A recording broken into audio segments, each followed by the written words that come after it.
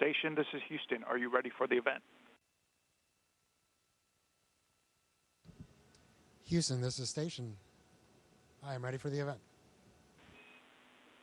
Good morning, America. This is Mission Control Houston. Please call station for a voice check.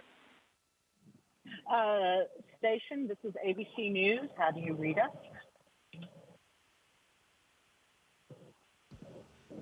Hi, good morning. I hear you loud and clear. How do you hear me? I hear you loud and clear as well.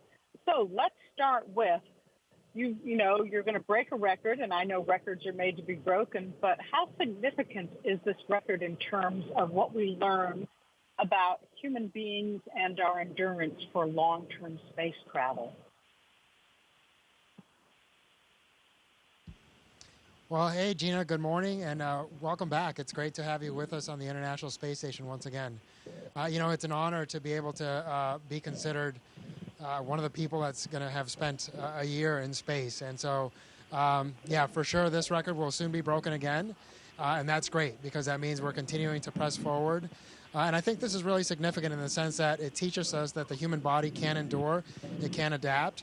And as we prepare to push back to the moon and then from then onward onto hopefully Mars and further on in the solar system, I think it's really important that we learn just how the human body learns to adapt and how we can optimize that process so that we can improve our performance as we explore further and further out from Earth. As a physician, what changes have you noticed in your body? I knew some astronauts that they got taller in space. Did you sleep better? Did you sleep worse? I mean, how have you documented your year in space for yourself physically?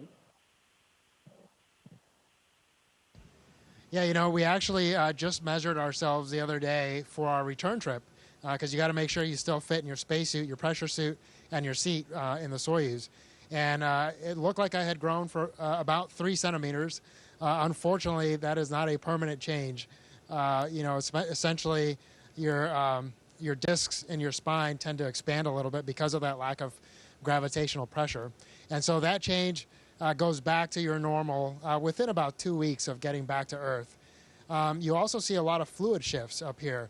Again, because of the lack of gravity, a lot of the fluid that normally sits in our legs will tend to come up in your body. And essentially, you get a little bit of more fluid in your face and your upper body.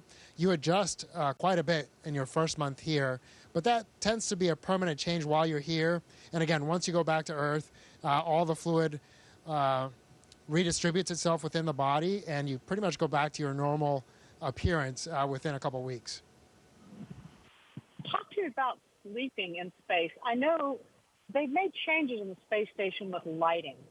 What is sleep like on the space station? Better, worse? How much better or worse did you sleep up there?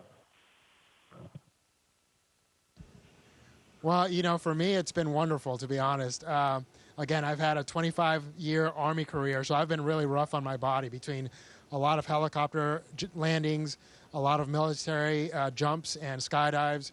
I've done a lot to essentially earn some of the bumps and bruises that I've had in my body. And so the pressure that you feel in bed while you're on Earth is completely gone up here. And so you're completely decompressed, especially your neck and your spine. And so for me, that's been wonderful. You tend to just float in your sleeping bag. Your sleeping bag is really